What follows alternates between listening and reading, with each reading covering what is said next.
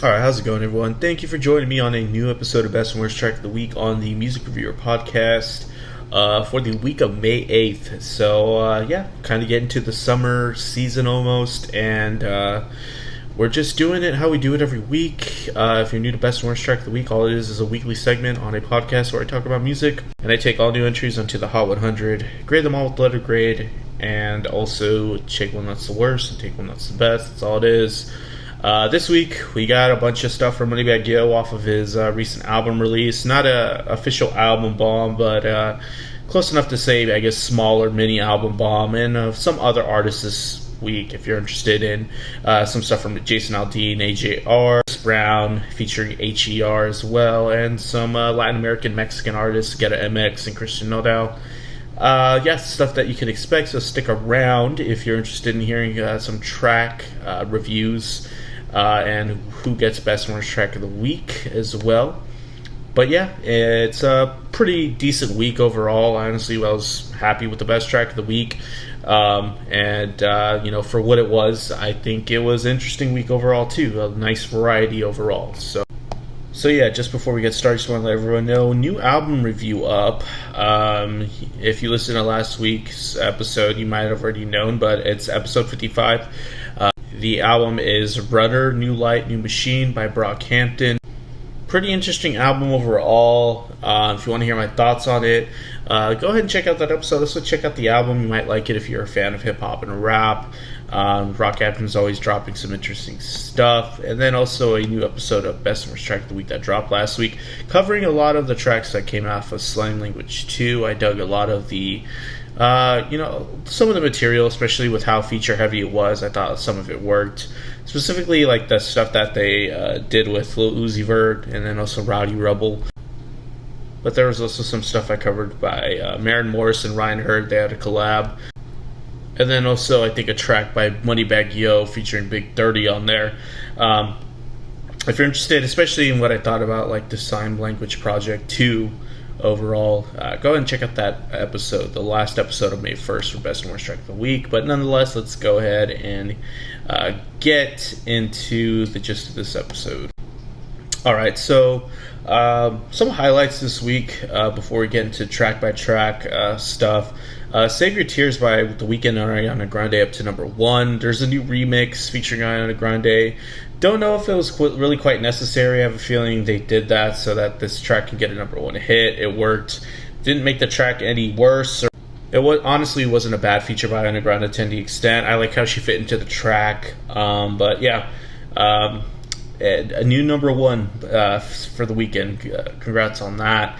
Rap Star, the last number 1 from last week by Polo down to number 4. Honestly, I'm surprised by how high it stuck. I don't really know what's keeping it there, but it stuck, other than being behind, I think, the Justin Bieber Peaches track and then Leave the Door Open by Silk Sonic. So that's not bad that it's able to, still keep its position that high up. I think it will drop lower with the coming weeks, though. My Ex's Best Friend by Machine Gun Kelly up to 21. I thought that track would have been dead by now, but it's still getting traction. I think that's a new peak for it. Also, On Me by Lil Baby up to 15 this week. I don't really remember much about this track other than it's, a pretty standard Lil Baby track, but it's gaining traction up to 15. I think it might have had a Megan Thee Stallion push remix thing going on there. Without You by The Kid Laroi up to 23, one of our worst tracks of the week. Still doing its thing. I don't know what is behind this traction other than the recent Miley feature that they came out with, but still, this track is still not very good. Hell of a View by Eric Church up to 28. That's probably behind some album momentum, but still pretty cool to see Eric Church get a hit this high up. Heat Waves by Glass Animals, a track we've been following for a while, down to 42. It seems like it's lost some steam. It could maybe go up again. I don't know. It could be just falling off at this point. Follow You by Imagine Dragons, a track that I think came out a couple weeks ago and then came back in, has some momentum behind it as well. Went up to 78. This could be another situation where it steadily climbs pretty high up. And then some dropouts, some tracks that left, starting by Chris Stapleton, a track that's been on the chart for several months now, out. A lot of the Slime Language 2 stuff went out, and Monsters, or Monster by All Time Low, featuring Black Baron, like, I guess, Demi Lovato. A track that, did a lot better than I expected, came out as well, so it had its run. But yeah, let's go ahead and get into the tracks this week. Alright, so first track this week coming in at 100, Clear the Air, from Moneybagg Yo. First track out of 6 coming in from this small mini album bomb from Moneybagg Yo from his latest release. Honestly, this track is a good example of like how a lot of this material off of this latest album surprised me a bit. It's honestly one of the more captivating Moneybagg Yo tracks I've heard. He rides the beat well. He kind of sounds like DaBaby on here. He definitely utilizes some interesting flows throughout his verses. Each line is clearly going somewhere to kind of Pooh Shiesty-ish too, in a sense, with the I guess hood trap aesthetic, hard knock sort of thing going on. The thumpy bass hits give the track some energy as well, so I thought it was a decent track. I give it a B. Next track, Way Less Sad by H.E.R at 99. I'm not mad that they're back on the Hot 100, honestly. At this point, as long as they're making music, they're probably going to be in and out of this chart. I don't know if they're ever going to have another bang, per se. I don't necessarily see this going that high, but hell, Bang even surprised me with how high it got and how popular and prevalent it was. So hey, if this does that, that's great. Honestly, I think honestly I enjoyed this track a bit more than when I first heard Bang, but in hindsight, I think Bang's a better song, if that makes sense. But overall, Way Less Sad is a standard H.E.R. track. It kind of works up to like this instrumental drop with these brass elements that are quite forced, and some anthemic chorus material as well.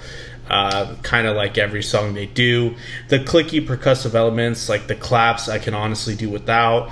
The simmer down bridge section is nice. It deviates away from the annoyingly chipper nature that the rest of the track has. And this box kind of honestly just checks the boxes for what makes an H.E.R. track at this point. It's nothing special in terms of their discography, but hey, it's there. I give it a C. Next track by Jason Aldean in 97, Blame It On You. Kind of cool to see Jason with the new track on here.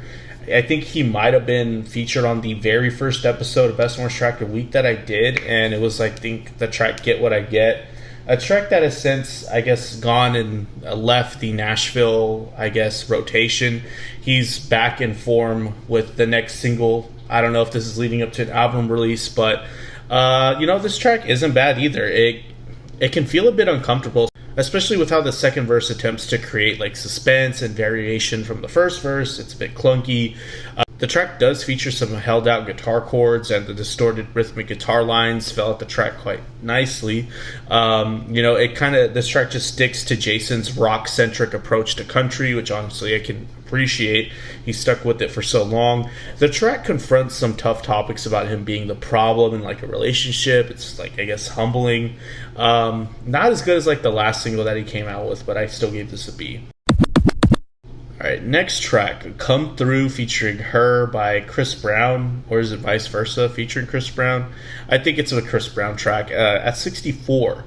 There's a nice wobbly synthy bass line that fills out the track for the majority of the runtime. It helps with the mood overall. It kind of gives it like this all R&B vibe that this track obviously is going for. It's a bit weird hearing Chris Brown on this track though, especially with how H.E.R. is usually quite woke in like their, I guess, the way they carry themselves on and off of their artistry.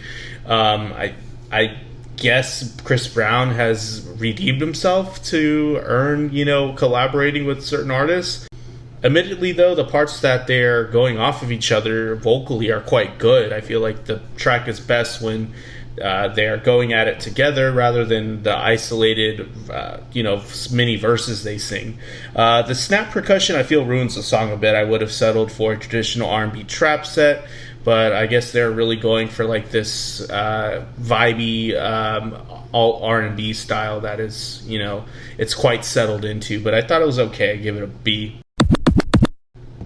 Next track is a bit of a wild card, Botella Tras Botella by Gera MX and Christian Nodal. At 60, really surprised to hear that this is a non-reggaeton track, considering these are Latin American, I think Mexican artists. It's a slow down track, country inspired, I think a drinking anthem. Maybe some Bad Bunny flavor on here with how the vocals are stylized a bit. The acoustic guitar that structures this track is bright and present. The track just doesn't have like much hookiness that I would have, or replayability that I would have expected to have gotten this high to begin with on like an American chart. I'm scratching my head. I think it's maybe YouTube that's making this get high, but honestly, I will say this: I am happy to see non-reggaeton Latin American music starting with this maybe to come back in a sense, because there was a lot of great pop and adult alternative Spanish Latin American music that came out, I guess, until we got to a certain point in the 2010s, around the time I guess J Balvin and Nicky Jam and those guys were really blowing up, and that kind of just like, unless you like live in a Latin American country, or I don't know, or unless you're like really following certain artists, you're not really going to get exposed to it. So this is a start, I guess. It doesn't really kind of, fill in that void, but I'll take it. So yeah, once again, I gave this track a C.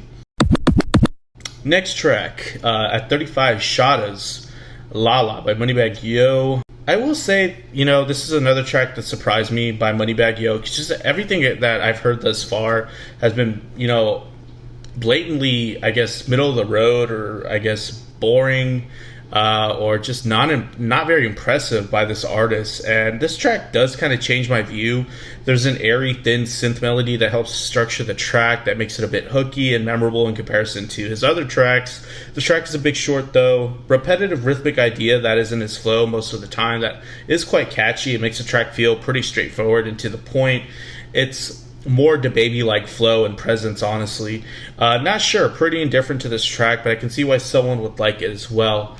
But overall, it's a good Moneybagg Yo track, so I give it a B. Alright, so we're to that point where I give you the best and worst track of the week. Honestly, with the way I formatted this episode, pretty short week, but hey, I think this series can sometimes use a little trimming, but whatever. We're here. We always start on the worst track of the week to end on a positive note. And worst track of the week, I don't think it's a surprise, came from Moneybagg Yo with Wokeisha. And honestly, this track is really only bothering me for one main reason. It samples a classic Ashanti's track, probably one of her biggest tracks from when she was prevalent in the 2000s.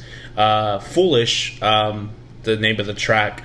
And it was honestly, that to this day, it's one of my favorite 2000s R&B tracks. It's a great track that I guess can really fit any occasion. I can really listen to it any time. Is this supposed to be, what I'm questioning too, is this track supposed to be the soft side of Moneybagg Yo with the forced playfulness on the track that can be a bit cheesy? But honestly, what's really bothered me, I don't think the potential of what could have been done with this beat is fulfilled at all. He does it over a short runtime as well. I really feel like maybe it could have used some sort of vocal chorus thing going on to make it a bit more captivating, because honestly his rapping can't carry this, and it doesn't do the original source material justice either. That's just my opinion, but yeah, this one frustrated me. It maybe isn't the worst thing to listen to, but it certainly missed out on a great opportunity. But yeah, that was worst track of the week with Wokeisha. But yeah, to no surprise, because of how much shit that he had this week, with how much stuff he had come in this week to the Billboard Hot 100 with free promo. Best track of the week by Moneybagg Yo featuring Polo G and Lil Durk. Honestly, this is probably one of the better rap tracks I've heard this year, other than like stuff from like I heard from Rod Wave and I don't know, hell, even Drake. I can't really think of much else that I've really dug. There might be some stuff, but you know, I will say this kind of does well because it doesn't sound like a Moneybagg Yo track. The first 3 seconds in, it honestly sounds like a Lil Durk track with the slower beat, with the spacey piano-centric, I guess, vibe. I dig the colorful guitar sample that's thrown on this track. It makes the track a lot more colorful, and Polo G fits in really well. His singing hybrid rap style sounds quite organic as it comes in, and he does his thing. And Lil Durk serves his typical thug life lyrical content with some pretty standard rapping from him. He makes the track at least consistent. There really isn't a low point on here either, so that's a good thing.